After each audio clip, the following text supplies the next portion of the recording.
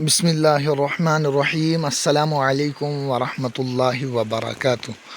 उम्मीद करता हूँ कि मेरे यूट्यूब चैनल वाले की फ़ैमिली जो हमारे यूट्यूब को देखना पसंद करते हैं, अल्लाह रब्बुल इज़्ज़त की ज़ात से उम्मीद करता हूँ आप खैर व आफ़ियत से होंगे। इस वक्त मैं डिस्ट्रिक्ट डोडा के तहसील चिली पिंगल के इलाके में हूँ। आप देख सकते हैं कि इस वक्त मैं इलाका तलोगड़ा में हूँ। आप देख सकते हैं कि बारिश हो रही है और कैसा बेहतरीन सा मौसम है।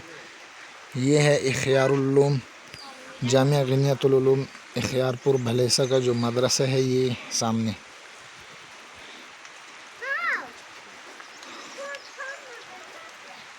आप देख सकते हैं बारिश पड़ रही है। गर्मी भी उतनी ख़ास कर नहीं है।